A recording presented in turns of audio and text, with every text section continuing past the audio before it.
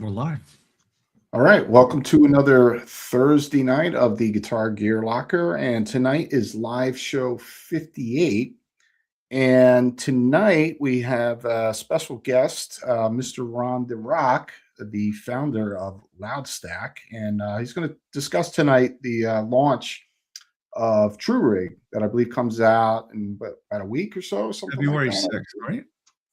Yeah, officially next Friday. We might Mm-hmm. do a little soft launch, but well, remains to be seen. Right. So pretty exciting, right? Exciting and a little anxious at the same time because this is my first attempt doing the programming and the whole bit, by myself. So so far, you can test it to hell and back, Right. and it's so far very little issues, but anxious, but also looking forward to it. It's been a long time coming. Right. And how long does a project like this take? From the day it enters your brain, which for me, well, I was still with Ugerton when I kind of had the idea for this, but officially I started working about a year ago. Okay. So it's about a year. We ran into some issues with there was a programming team that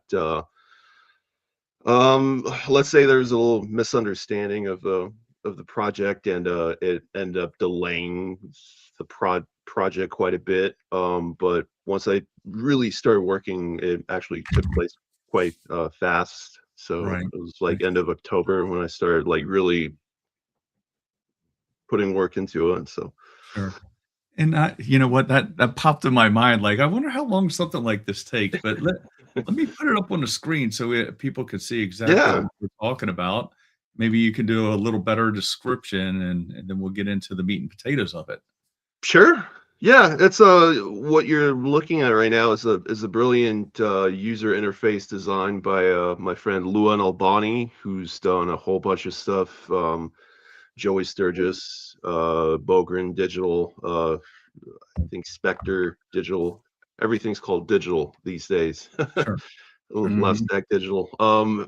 But yeah, like he's kind of become a go-to guy, and like we even like when I was with Ugerton, I was always kind of wanting to work with him, and Right. finally the opportunity came about, and that's it. He did a brilliant job, and yeah, with the Right. little help of I used a VS Code, which is kind of like a standard coding thing, but it's got like AI assistance these days. So I was actually able to put it together pretty much exactly how I want it, and Right. that's the result.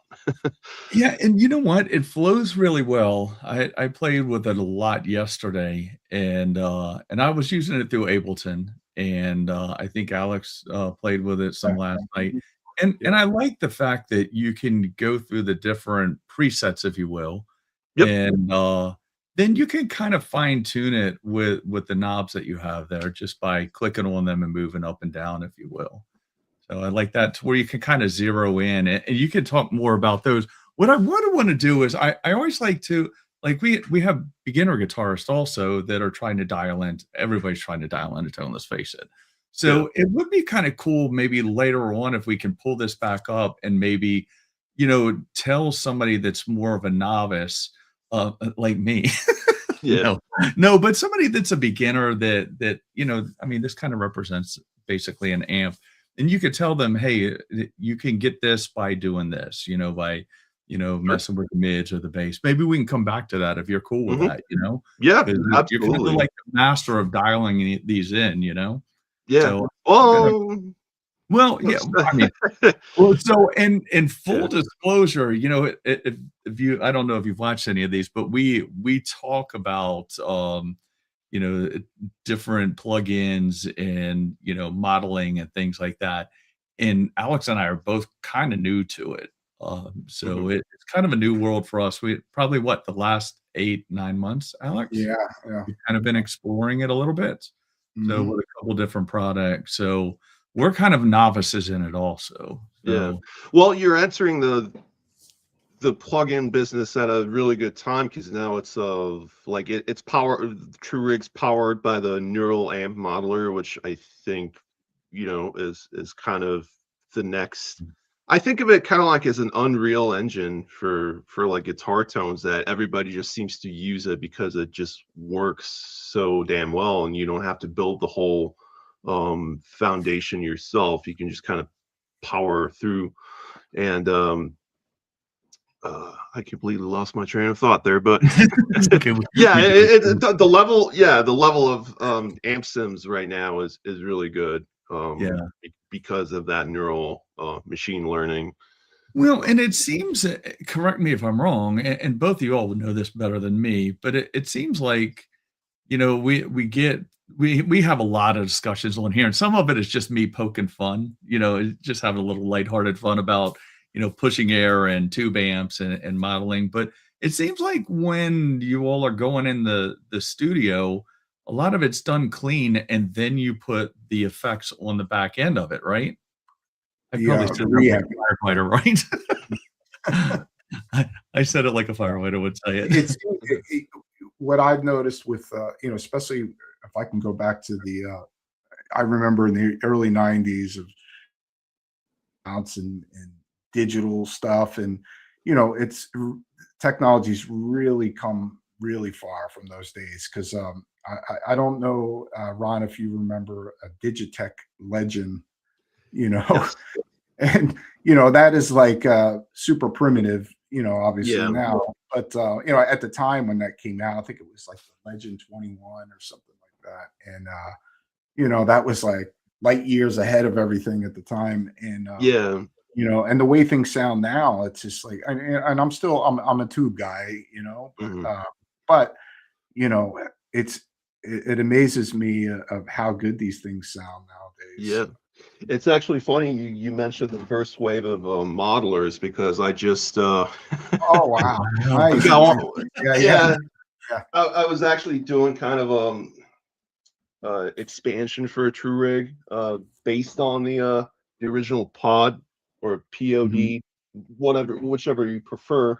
But yeah, I kind of noticed like capturing the tones, like this is like dynamics, harmonics, saturation, you know, it's all very static, you know, compared to what we have now. So yeah, absolutely. it's a cool little thing, you know, has its place. And you know, I dabbled a little bit last night into it, and you know, without saying who some of these guitar players are, I could kind of see who you know, who are the influences for some of these you know, these presets that you have on here. Now, when you came up with some of these, I mean, was this more of like you know, a kind of homage to some of your favorite players, or you know, was that the inspiration behind those, or?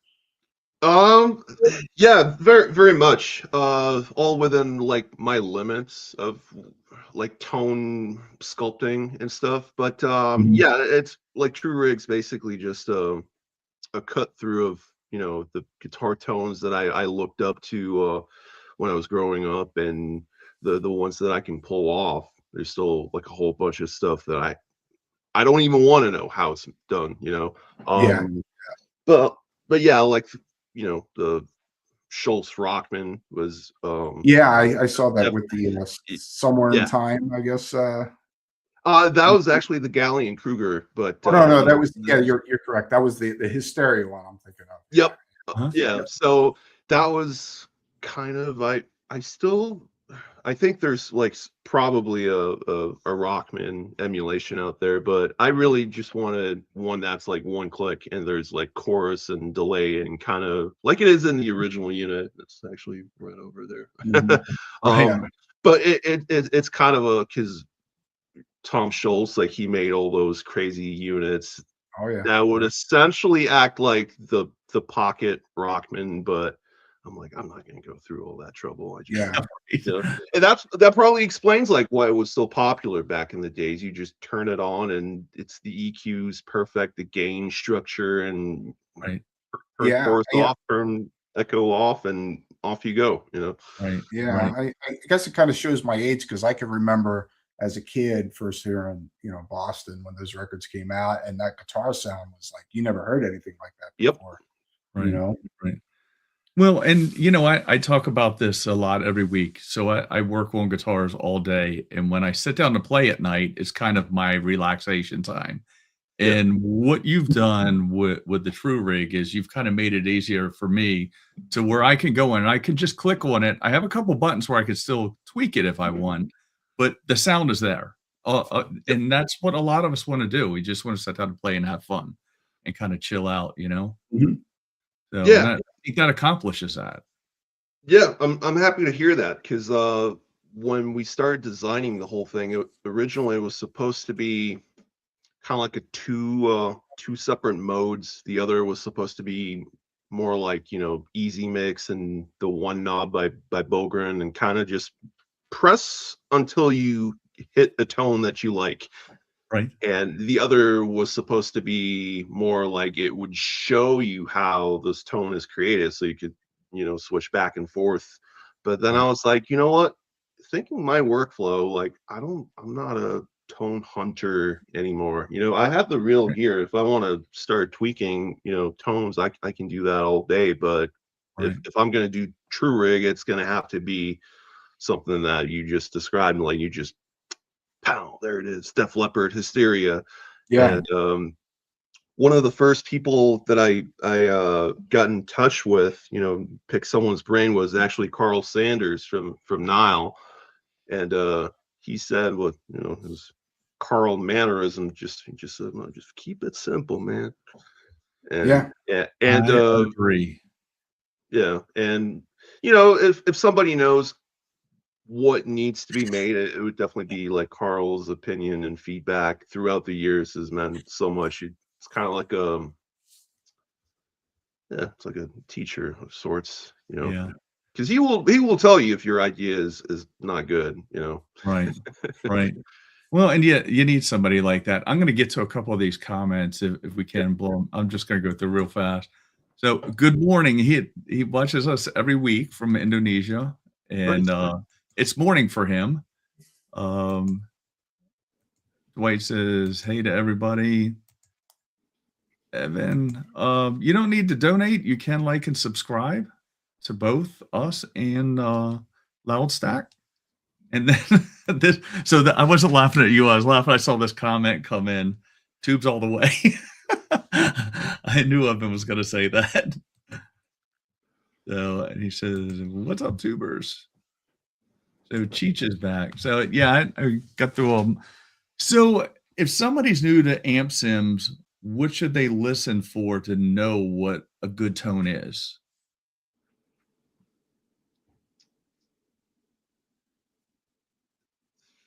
For me, Yeah.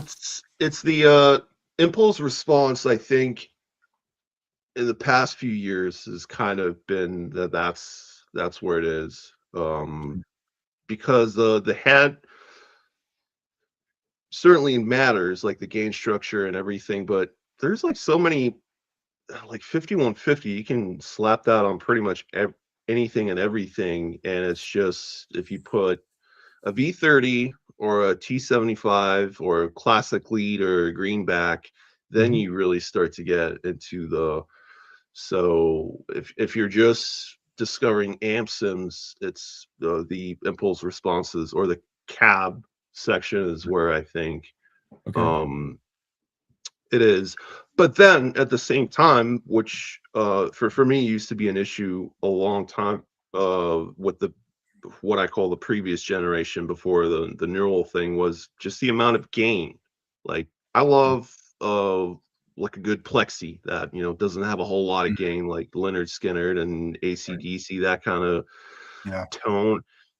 And like the previous amp sims, they would always like sound great when you're just playing rhythm, but once you start going into leads, it's like "Wee," just Yeah. kind of. Right. And then you'd have to put way too much gain uh on the thing to compensate, and I'm like, this isn't like this isn't real amp. Like you Right. need and then once the neural amp modeler came out and you just get like a plexi, like wow.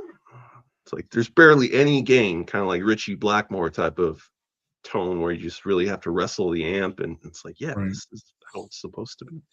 Right. So Now, gain structure and the impulse responses, I think, me personally. right. Right. All right. So how, like, I mean, this technology is evolving quickly, I think. Since and it's probably been around for longer than I even know. But how close do you think it's getting these days to a true amp, a true, like, traditional amp? Um, my ears aren't good enough to tell the difference, because like I remember when Kempers Mhm. came out, like even back then there was a YouTube video where like Andy Sneap couldn't tell the difference between a Kemper and the real Marshall. So Right. I think there is some like notable differences when you really start to like look into the nitty gritty, but I think they're pretty close. You Yeah. just don't have to carry it. You don't have to plug like any of the wires. I think that's what I really love about the Sims, because you don't, if you want to add a second pedal, you don't have to like, oh shit, I don't have Yeah. a Right. Right. power I got supply for it. Yeah, I got to say, from just touching the surface last night of testing it out, and it was it was inspirational to play through the presets that I went through last night, because obviously, when you're playing an amplifier with tubes, and there's something about the power, and inspires you as a player. um and in the past, I've played through some digital stuff, and it's like it's kind of lifeless sounding, and Yeah, so playing your stuff, I have to say, it felt alive, if that's a correct word thank that I you. can use. And Means a lot. yeah, and so, and in that sense, my hat's off to you, and because I was enjoying what I was hearing. It was inspiring me to play, and as a player, that's what you want. You want something that's going to inspire you to get the best out of you, or whatever you're trying to accomplish, whether you're performing, or you're writing, or you're recording in the studio. You want to get the best performance out of you, and so yeah, I mean, I thought it sounded fantastic, and like I said, I'm just scratching the surface with this. I just recently dove into this last night briefly. Um, so yeah, and I think that's the point, as a musician, is inspiration, Right. with tone, you know. Well, and Yeah. So I tried it out with several.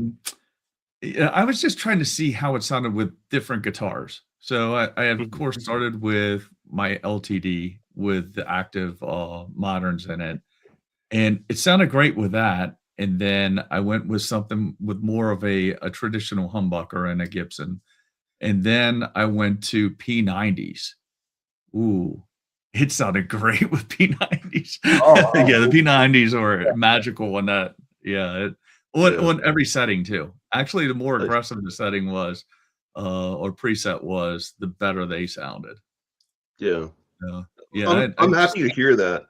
yeah, Yeah. I did a lot of experimenting with it, and had a great time doing it. So, the one thing that, when I got the information, from your PR person, where a lot of it revolved around songwriting, and I know it, it interfaces, it works as a plug-in within the DAW. So, how does having a responsive, realistic rig like the True Rig change the way guitarists could possibly write guitar riffs?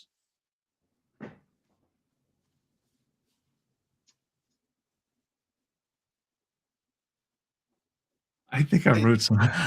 My questions are too wordy. I'm sorry. Yeah.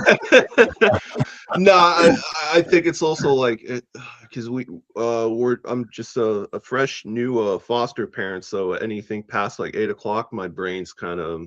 We have a 4-year-old foster daughter who's Oh yeah, just went to bed, so my yeah. brain's a little mush too. But Well, and just to let you know, that's why we do this at 9:30 Yeah. because Alex has I a got. young I have a girl. 4-year-old. oh, okay, yeah, yeah. Yep. I'm Mr. Mom, so And mine is Yeah. grown, but I can relate. Like this is the time of night where everything calms down in the house. Yep. Yep. yeah. I'm sorry. Go ahead. Yeah, so I should learn to appreciate the quiet time. Yeah, good point. Um, I think for songwriting, it's kind of the true rig. It's well, first it's the feel that if it inspires you to like, okay, there's the oi punk rhythm, and that's not really your thing, but if that inspires, like, hey, I'm gonna try that. It's kind Yeah. of like turn it into a game with like levels or something like, hey, I haven't liked that yet, but I'm gonna like it today. Maybe that's kind of Right. something that you could put yourself through. But yeah, if the tones inspire you and they're kind of made in a sense where this is not only just for that, but kind of like for a broader style, like the hysteria rhythm. So if you're doing anything 80s, from like Yeah. Phil Collins to like Def Leppard, or I think even Megadeth use it on Mhm. So Far So Good So What. Mhm. So you could do a really wide range of different tones, and by the time like you have the idea, you don't really like have to go get the second outlet for your pedal and go wire and Right. like warm up the tubes, and or just like get into a plugin that has 900 buttons, and before you even know it, like, what Right. was that riff again? Yeah. Right. Right. um so it's intentionally made very kind of, this is dial this, if you don't like it, go to Yeah. the next tone type of. Right. Yeah. Yeah, because you can get in. I know I mentioned this a little earlier, but when you get into programs like Amplitude, for instance, you can really get in a lot of rabbit holes. I mean, Yep. you could start. There's so many pedals. There's so many cabs. There's so much of everything. You can really, rather than just playing, you can just keep chasing all these pedals around. And that's Yep. why when I looked at it, it threw me off at first because I was like, where are the pedals? And I was like, Yep. okay, that's why I like it. Yeah. I don't have to mess with it. Yeah. Yeah, that was the idea, that I'm just gonna, bake everything that I can into the tone so that you don't have to like Right. the HM2. There's a very, I well, according to some aficionado, I probably dial it the wrong way, but that's how I've done like the chainsaw tone, and I just put the HM2, dial everything up, and then the amp is kind of like a AC/DC tone. Turn the Mhm. pedal on, put those two together, and that's the tone. Yeah. But it's a lot of work if you just like, hey, I want to do this crazy chainsaw punk DB kind of thing right now, and if you have to go through that versus like, there it is, one click and boom. Right. So Mhm. So it's funny. I must be getting wordy. Well, I was trying to like think of things that I would like to know and like maybe other people would like to know. Roger's acting like an HR manager and Ron is like the intern. What's funny is I kind of did that in a previous life. So when I was reading one of those questions, I'm trying not to look like I'm reading, but I am. So I'll yeah, let everybody know. But I remind myself of like conducting an interview. yeah. I'm sitting there going like, how do I read without looking like I'm reading? But yeah, but these Yeah. are things like I wanted to make sure, I mean, because this is a product launch for you, so we want to make sure Mhm. that we do a good job at describing your product, and it's interesting to me, and I know it drives the amp guys crazy. Probably does. Yeah, Yeah. just a little bit, and I get it. I like both. I think you probably like both, right? There's a Yep. place in the world for both. Mhm. And that's Absolutely. Yeah, that's definitely like one of the things. Like I had to buy like pretty much every amp that's featured in the True Rig Core library and stuff. And it's like after I captured everything, I was like, the last thing I would want is like a 1-to-1, 100% authentic emulation of every single knob of every single amp, or like say like Mesa Stiletto. Right. Mhm. Um, I love the amp, but there's like the range of the knobs where it like doesn't really do anything for me. It's Right. kind of like the Lee Jackson Perfect Connection, one of those preamps that you had to dial it a very certain way, where it's like 90% of the users like it's like gain below the certain thing really doesn't Right. do anything. But once you put it like crank it all the way up, Yeah. then it does the thing that everybody wants it to do. So I kind of just surgically remove the it's Right. like here's a good area. Let's like expand that a little bit. Now, and I think I mean, even though you're in the sim world, I mean, you probably also would agree that there's a place for both, right? You probably like Sure. both. Hmm. There's a place in the world for both of these to exist and be happy. Yeah, Yeah. Now, I would agree. I think we need both. We need both those tools to do what we do. As a musician. You know, right. so, Brian, I'm curious how to go back a bit. How did you dive into this world? I mean, how what was there? Is this going way back that you had the interest in doing this? Um. Yeah. I think it's like back in the well. I was born in '88, so I'm still a youngling, but you know, uh, in the early '90s, like when my dad showed me like, oh, there's this rec and play thing on this cassette player. Um, Mind blown. Like I Yeah, just th- there's this analogy about recording, and it's something to the nature of like putting a lightning into a bottle. Mhm. Um, and Yeah. that there's something very magical of like hearing back something like my early recordings are just bah, bah, bah, bah, bah, bah, bah, bah, bah. And I thought it sounded funny. And when you kind of like half press play, it would be playing it slower and mhm, so the ways you can manipulate it Mhm. was crazy. Or if you were recording in the hallway, like the ambience and stuff was kind mhm. of like baked into it. So I'm like, would you rather go blind or deaf? And I'm like, I would go blind. I want to keep hearing stuff, Right. Yes. Right. much more interesting. So yeah, it's just through cassette recordings, doing your own like just nonsense with your friends and then I think it was like early new millennium. I got one of those like Sound Blaster audio interfaces at like the stereo RCA. So like you Mhm. get two mono channels, and then I would start doing like drums on a cassette, and then the rest would be like DI guitar and stuff. So kind of like the what I call a hybrid. Yeah. Yeah. But I don't know like how to cut the tape or wire what you need to put like oil on the playhead and Right. but like it's certain things about the analog world that I think it's we still haven't really conquered in the digital realm. But yeah, it was just recording, then advancing to like local bands, my own bands, and Right. fast forward 2016, started Ugertone, did that for 7 years, and Mhm. then Loudstakk since 23. So Right. Mhm. Yeah, Well, it's kind of like being a mad scientist and like, what if I do yeah. this and yep. let me see what happens here? And that, that's the interesting thing. Like even with me over the years with tone searching, constantly changes and what if I try this, this, and this, and now let me see what happens, and you stumble upon something. Just like writing music, the same thing. Yeah.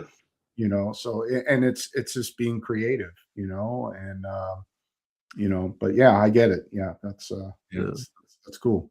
Mhm. Yeah. It's like why not is my favorite question because that's instead of why Yeah, not? Yeah. Like, yeah. See what Now, happens, you know? yeah. I know, like I said, we used this last night through Ableton.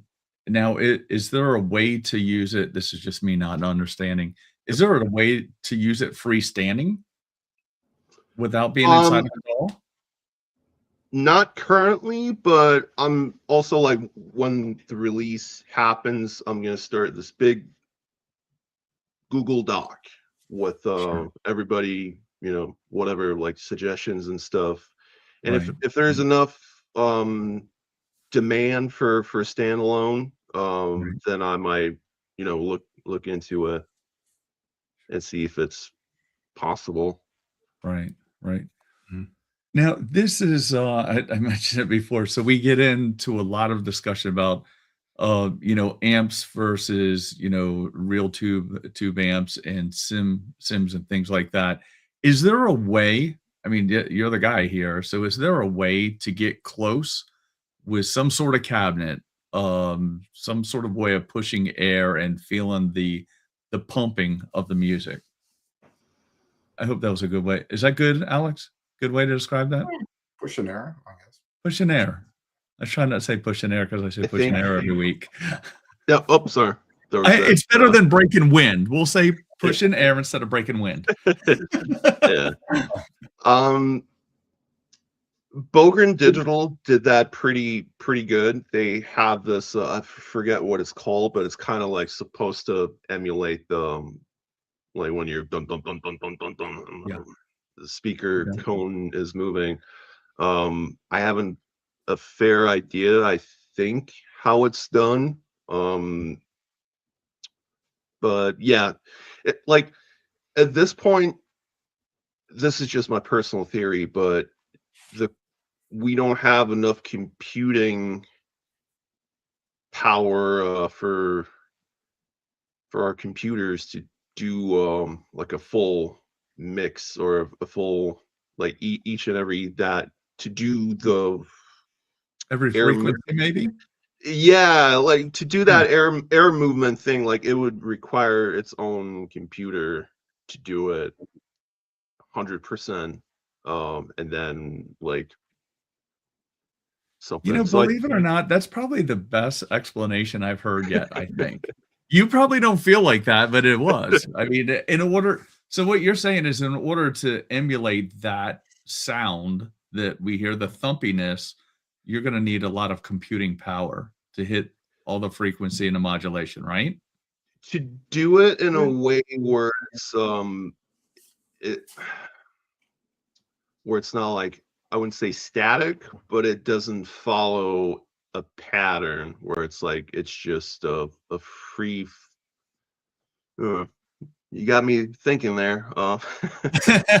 Here's the next one. This will be your next Yeah. project. Yeah, but basically the same idea. Like why there aren't that many like great fuzz emulations like digitally because the fuzz goes like wherever it wants to go, and the Right. crazier, the more you like bend the circuit, the Yeah. crazier it gets, and Right. eventually something breaks. Right. Right. But before that, it's going to sound awesome. But Yeah. in order to authentically emulate fuzz, like the neural amp modeler, it's doing pretty good, and some of Mhm. the fuzz tones and TRVE Rig, like they fool me. Like that's all Sure.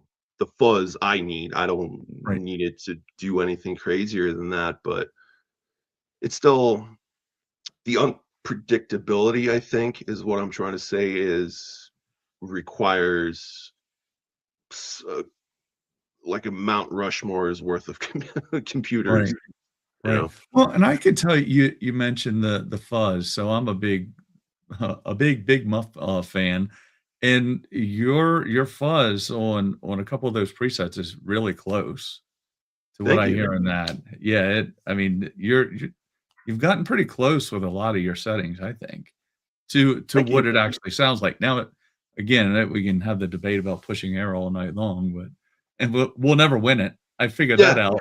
But I can mess with everybody every week about it. Yeah, that's true. Yeah, it usually gets me chewed up in the comments on shorts. Yeah, But I do it on purpose. yeah. But yeah, I was gonna go ahead, Alex. I was gonna ask another question. I forgot it. Yeah. So this comes out in about a week now. I saw that this was like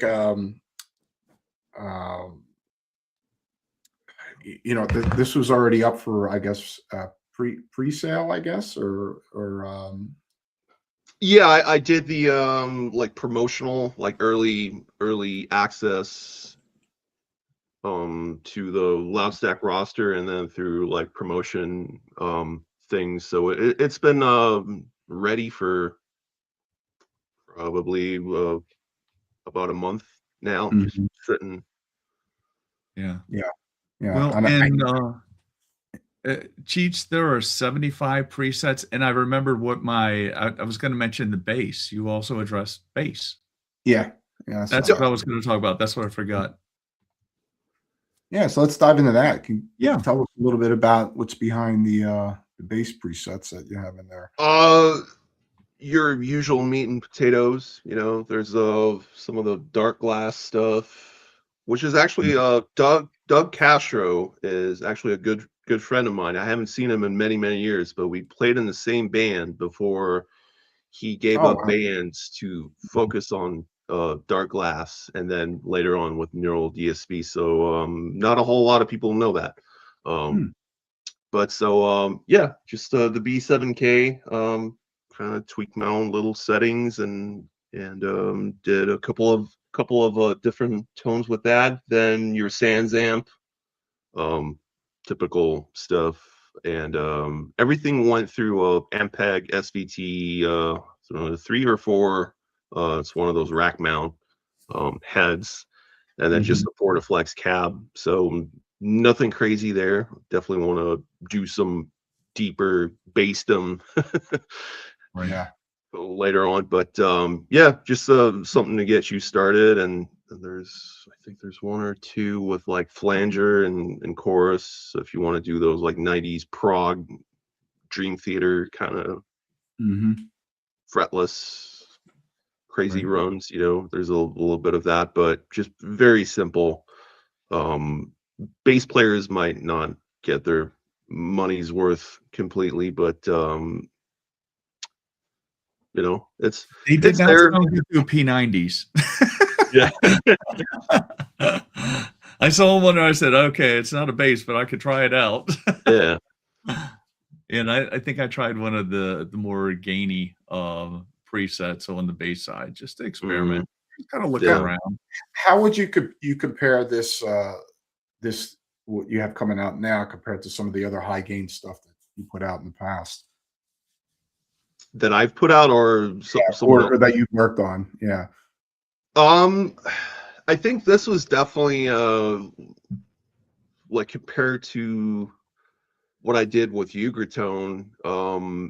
Ugertone was always very rushed. I feel it was also like it was my school of where I learned to do what not to do most of the mostly. But this was a very like I just really took my time with this. Like if I'm not happy with the tone today, I'm not going to be happy with the tone in 3 years. So I kind of wanted to avoid the pitfalls that I had with Ugertone, where it's like I just need a new product quickly, and then it's like today I feel like let's do this.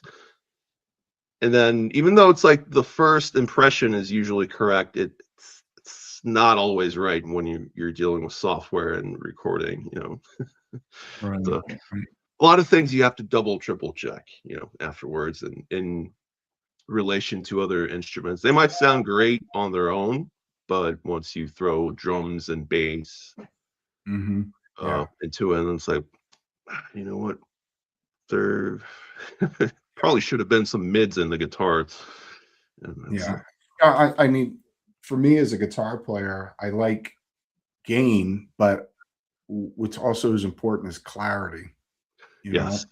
And I don't want something that's muddy, especially for a lot of stuff that I do. I mean, it depends on what type of music you're doing. From my main band, and there's a lot of chords, and compared to a lot of other extreme bands, we can't have it. If we're playing all these chords, it's not going to cut through. It's not going to execute properly. You know, Yeah. so um, I like the gain, but I want clarity. I want to hear every little bits and pieces of everything in there. And I did notice that, like I said, I just touching the surface here, but there's a lot of clarity, especially even some of the really high gain, bottom end stuff that you have going on there. Yeah. Thank you.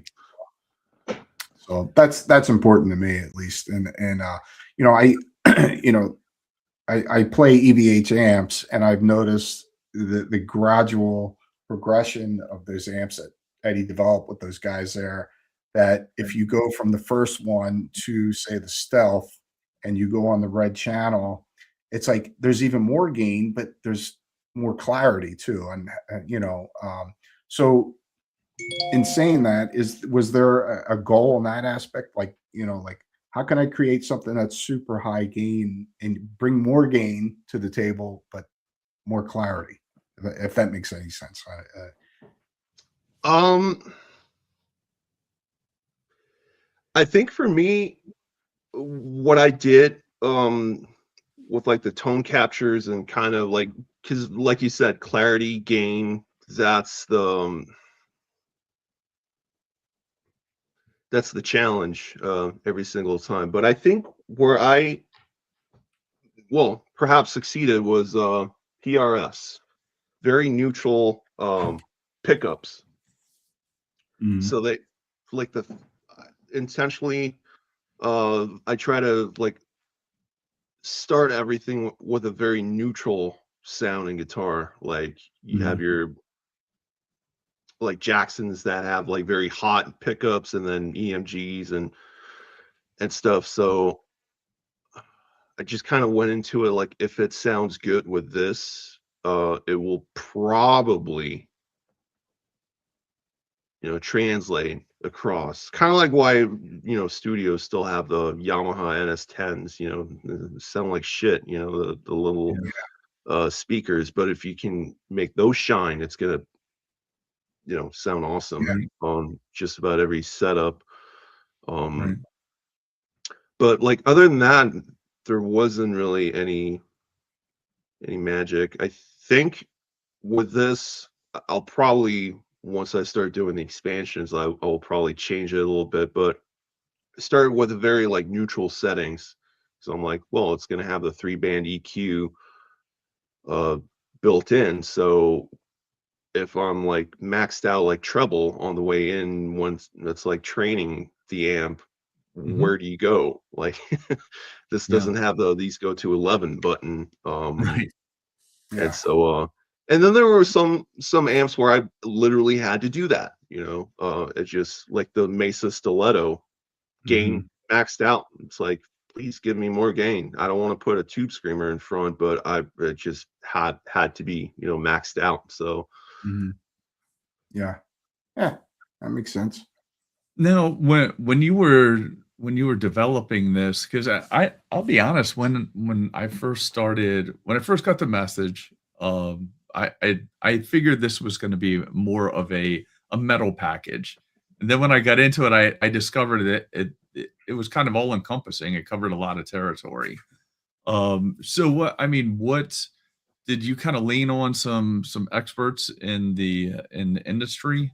And I know you have several people that use your products, but I mean, is this something where you pick their brains, or your personal band, or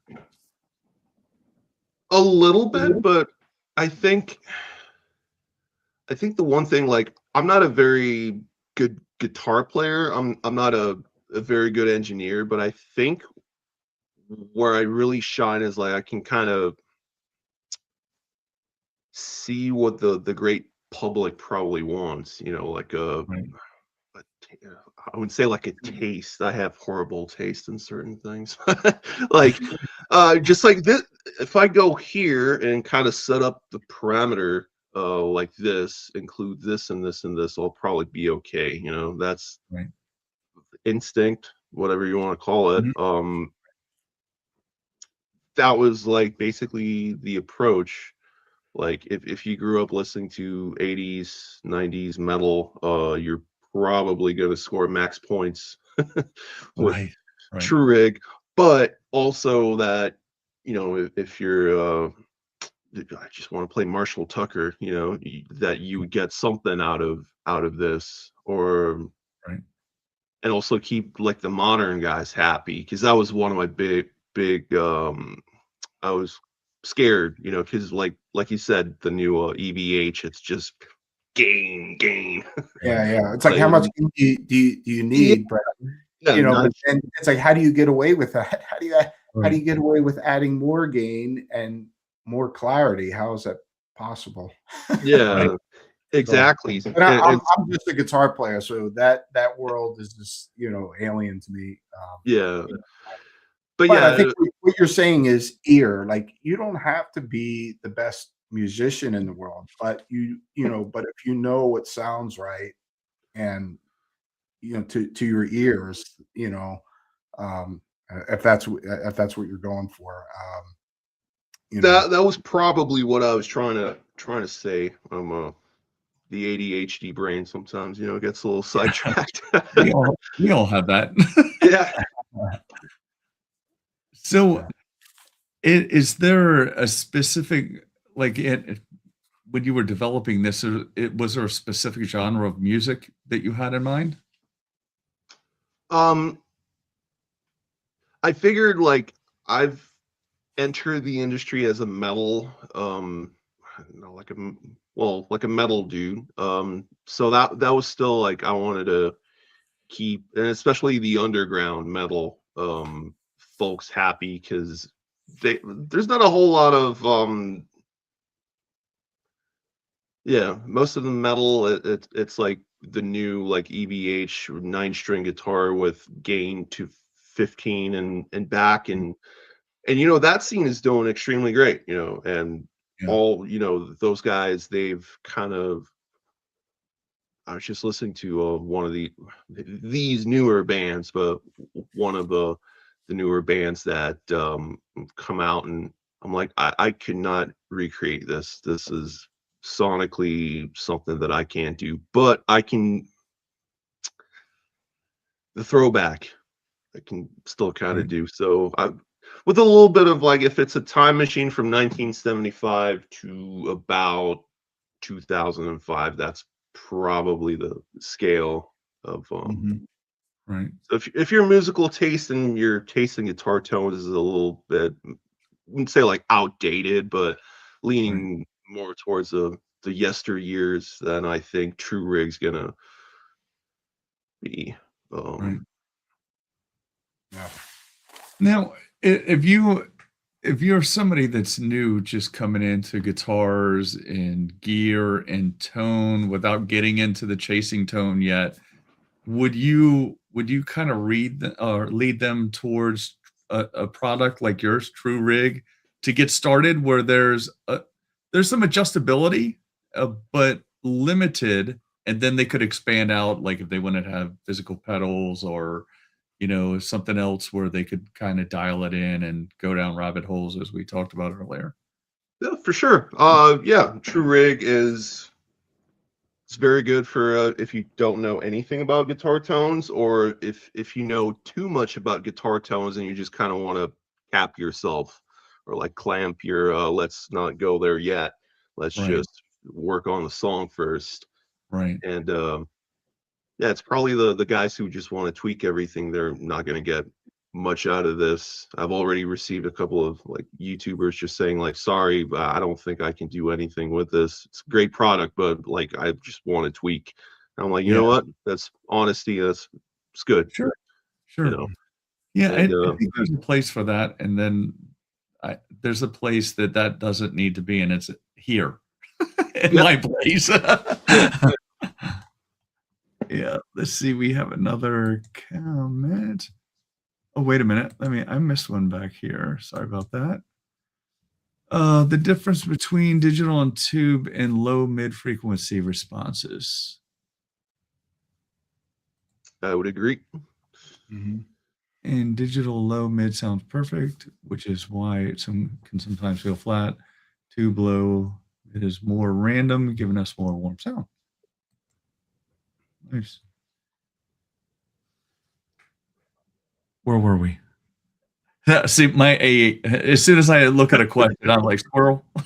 I'm done. Yep. Go ahead, Alex. Let me catch up. Yeah. So, where do you see? What do you got coming up next? I mean, besides this, are you working on some other? I mean, obviously you can't announce that now, but are you yeah. future projects? I actually started putting some fresh new drum heads on today. I'll be starting to work on the true drums in a few weeks. I think I put it in my calendar, but it's like it's just every day's something. I'm like, okay, today guitar day. Yeah. But yeah, true drums is something that's kind of like the same approach. You know, like that's why I use Easy Drummer and I find it fantastic. My only issue with that is I don't like all the tones. You know, I like it a bit more natural, and the response to be a little more human, Right. a little less perfect. Right. And so that's next, and then I'm gonna start working on the TRVE Rig expansions. Not sure what those are going to be yet, but eBay, Reverb, Yeah. keep the listings out and see like, hey, Yeah. get one of those. And so the GASing is definitely real right now. Right. But I also have to keep mind that I have to pay attention to the feedback that TRVERIG's creating. And so if I could get to relax a little bit, that would be awesome because since like November, it's like it's been a really long day. It's been 2.5 months now. Yeah. Well, and I like how you said, you know, when you were talking about the drums, that they almost sound too perfect, and that's what we were talking about before, and I say that a lot when I'm talking about pickups, like Strat pickups, for instance. When you go with noiseless, they almost sound too perfect. You know, you kind of lose something from an original Strat pickup, and I think that's probably the challenge for you. And it looks like you've taken on the challenge and kind of accomplished that with the True Rig with the guitars. It's going to be a challenge with the drums, though, right? Yeah, and it's actually one of the things I noticed because that's the one thing that we did really good with Ugertone was nail the realism of the drum set. Uh, Lots of areas of improvement, you know, that we never got to do before we closed the company, but realism was one of those things, and I still sample the drums the same way, so I know the realism, but the bleed is one thing that a lot of the people who make the sample sets and stuff always like there's never any bleed, so that's why they sound so pristine. So I'm like, you know what, they're kind of working on this like a general bleed in the so that it would sound exactly the same as like the drum set that you're miking in, but you can control kind of like the level of the general bleed. And then that's I'm thinking that has to be the smoking gun. We Right. haven't discovered yet, but it's other than that, you know, sampling drums, it's the silliest thing ever. I'd much rather hear the training sound of a neural amp thing for 8 hours and pow. Right. Alex, remember when I first started with Ableton, I was trying to make a drum beat and it was so mechanical and stupid. I hated it. I was like, there has to be something different. So it was bad. So, Sorry. I guess before we go, so when is the let's let everybody know when the release date of TRVE Rig is. Again, it's Officially next Friday. We might be doing a soft launch a little earlier than that, so Mhm. stay tuned. But yeah, next Friday. Next week it will be out one way or the other. Right. Well, and awesome. a couple things, just since we're kind of highlighting this. So again, 75 factory presets for guitar and bass, rhythm, lead, clean, and bass tones, traditional and modern metal voicings powered by neural amp modeler, Mac and PC.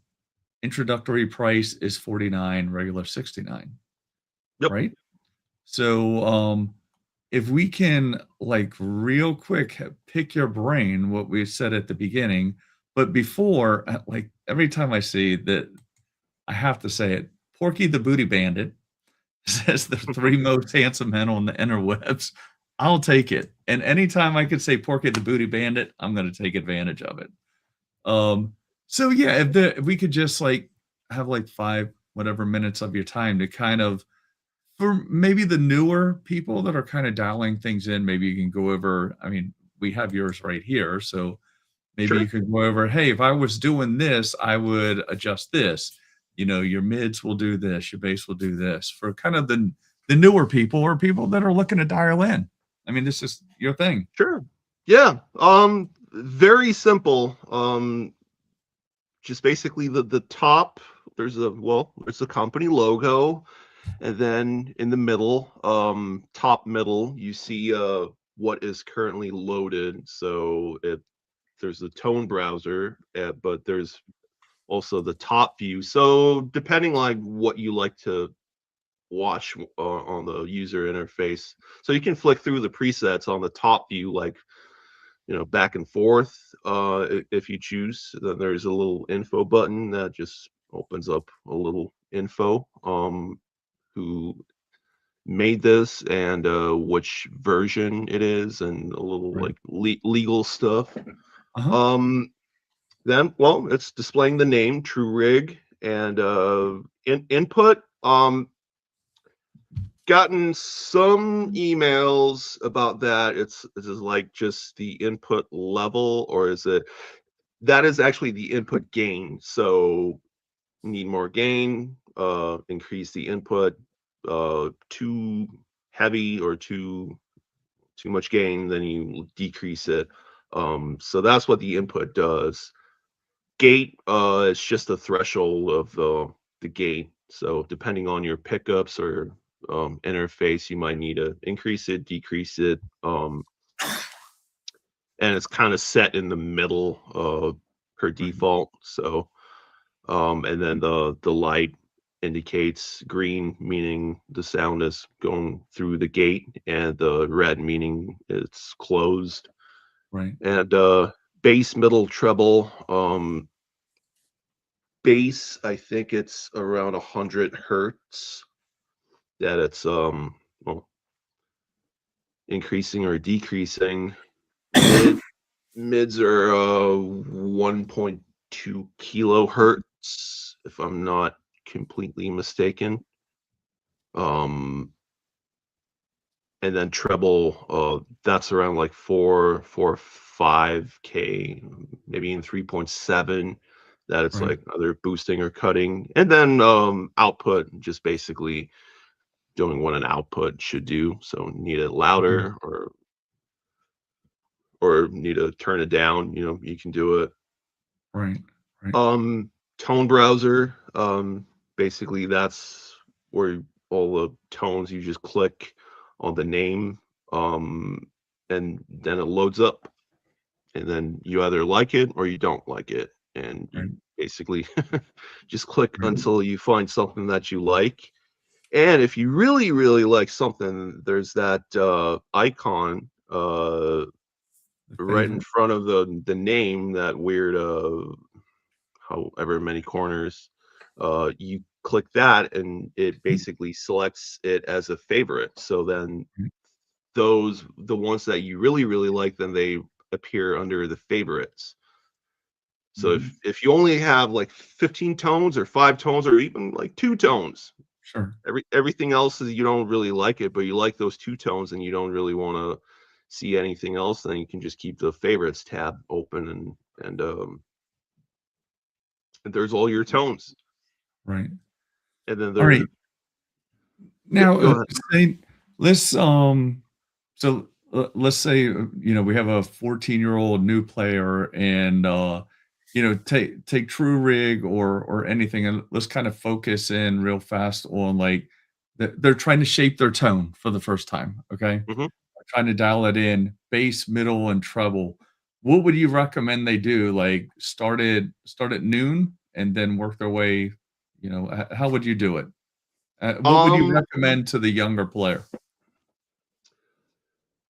so the thing is, actually, I built all these tones that they should be like everything at noon would Okay. be like my starting point for the Okay. tone. So they should sound pretty balanced, right Sure. out the gate. Okay. But like treble, if it's too dark, you need it to sit better in the mix, or if it's Sure. just way too bright, just turn it down. Mids, I would say like it's more like a presence thing, like heavier versus like more in your face. Sure. There's I come from the scoop tone school of thought. I'll take the mids away, please. I don't really I can live without the mids. And then there's guys who just they're all mids. And bass,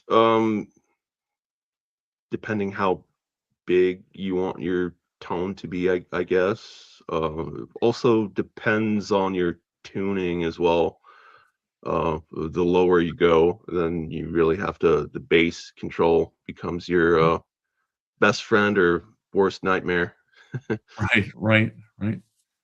Nice.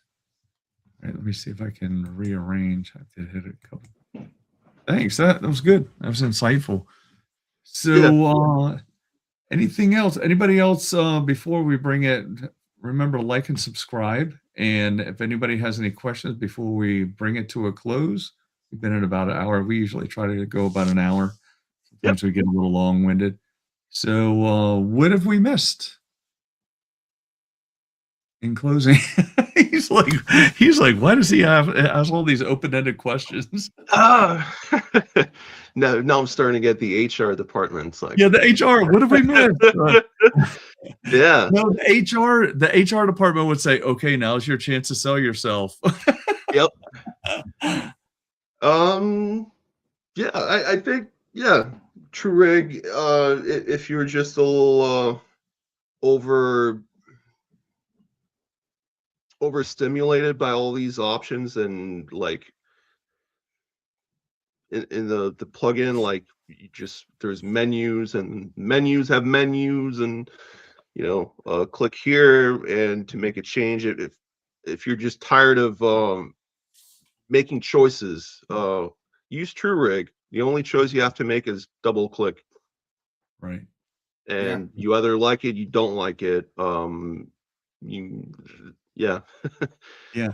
I hope we didn't make it sound overly complicated, because it definitely isn't. I think it's very simple and easy to use. It's not, and that's what I look for even in an amplifier. I want something that I can easily dial in. Yep. I don't need a lot of stuff, It's just like I want something I can easily dial in to find what I'm looking for, and that's it. I'm good to go. Yep. So I think that's perfect, especially for you're a beginner to this world too. I think it's a perfect thing. Mhm. So, And I find myself, I don't know if you get to talk to a lot of beginner guitar players, but there are people that come in my shop here that are new to guitar, new to electric guitar. They're trying to figure out which amp and which this and which that. And sometimes it's very cost effective while you're trying to figure that out to get something like your product and a set of headphones and an interface, and just play and practice and get the sounds you want, and then figure out where you want to go down the road, whether you're going to record, you're going to stick with this, or if you're going to go tube amp, whichever. I think it's a good place to start for beginners, especially. Yeah, and it's like also have to remember that the abundance of options is a fairly new thing for us guitar players. Right. Back when I started, you had Marshall, that'll work a little bit for it, and Mesa Boogie had to work really, really hard to get a Mesa Boogie amp, or Right. Line 6, Crate, PB, or like a Marshall Evolve State. Mhm.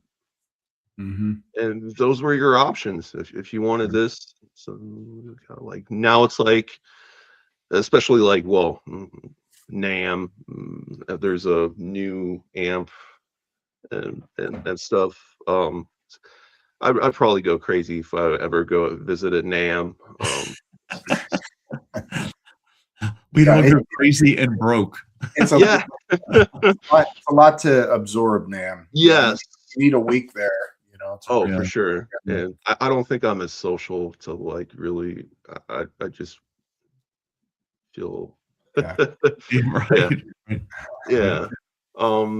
But yeah, True Rig, it's a bit of a, instead of going more complex, and like the tones themselves can be really complex and rich in harmony, and behind the scenes there's stuff happening, but it's kind of how my AI assistant said, it's like, yeah, you just don't want the end user to see the guts. I'm like, so Right. That's right. I'm choosing not to show how the sausage is made Right. for the Not users and not of all of us wanna see the sausage. yep. Like, I just want simplified, like I've said a million times. But yeah, and I think that, for somebody that's doing recording, newer players, I think that's a no-brainer. I'm definitely gonna recommend this product to newer players that come in, the younger people, and Oh, because again, appreciate it. it's super cost effective for them, before they go on their journey of tone chasing. They'll Yep. get there soon enough. Yeah. That's Mhm. yeah. And Yeah. I guess it's like also for the more advanced, it's kind of if the goal is to write a record, and then do all the reamping and the grueling stages of like, oh, we need more gain, we need less gain, like do that when you have the record and the songs and the reamping, but Right. you can't skip the writing, Yeah. pre-production. It's I actually these days I don't even mix my stuff. I just Yeah. feel like the less EQ compression I put, the better off they sound, because it was a tough bullet to bite, that I don't really know mixing. I don't understand mixing. I Right. kind of understand what it's supposed to do and what you need to be able to do with mixing, but I'm like, this isn't fun. I like recording. This sounds good. Let's go with that. That's Yeah. like the instinct Right. base. Like I think that's what the original musician was supposed to do before technology came and said, "Oh, you can't use this mic for this type of snare." This, Right. Yeah. Right. so in True. Yeah. so many ways, like I'm just like redoing a lot of the baby steps as a engineer. I think Right. AKG D112 bass drum mic. It's like, is it supposed to sound like this? And I'm Yeah. like, you know what? I think it does. And I Right. kind of like it. Right. So it So sounds like you're trying to, go the way things are going more digital, but try to keep true to the roots, right? that would be a good summary. Yes. Yeah. Yeah. Things can only get so complicated and so complex. And so perfect, Yeah. right? The imperfections are what makes it good, Hmm. right? Not all the Yeah. time, but Yeah. see, that's what I tell my wife all the time anyways. Yeah. Imperfection. Yeah. That's true. And it's like one of my favorite sayings, like sometimes like it's something isn't real or it's fabricated, but people still like wrestling. We need wrestling, we need to play along with, Right. that knowing that this isn't the scientific stuff, but it helps with the process, Sure. like, so I'm not gonna win any arguments with TRVE Rig. Like, you can't even bypass the IR. It's like, no, and that's done by design Right. so that you don't start flicking through a bunch of like cabinet sounds. Just Yeah. write the riff. Yeah. You got a better tone. Use what's comfortable. There you go. I like that. That's a good. So, and you got to thanks and keep up the excellent work and stay creative. Thank you. We'll end on that note. We thank you for joining us, Hey, Loudstakk. anytime. Sounds awesome. And Alex, I will see you in May on the Behemoth tour. I'm coming to Toronto. Okay, cool. Inferno's a friend of mine, so I'll be at the Nice. Toronto show. Yeah. Hit me up and we'll get together. We'll say hello. For sure. Absolutely. Yeah, sounds great. Yeah, sounds good. Yep. Yeah. All right, everybody. Thanks. Subscribe, like to both of us, to Loudstakk, the Guitar Gear Locker, and we will not see you next week. We'll be off next week. Alex will be going on tour. I'll be in the freezing cold. I'll be losing a bone in my foot, and I'll be back the next week, probably with Jeremy. I would assume we'll talk to him, and we'll be back, and we're going to try to do some stuff from the road. Yeah, you are, not me. Yes. I'm gonna you'll be doing stuff on the road. I'll be running around here on crutches or a scooter. So the tale of two cities. So thanks, everybody. We'll talk to you in a couple weeks. Thanks for joining. Yep. Have a good night.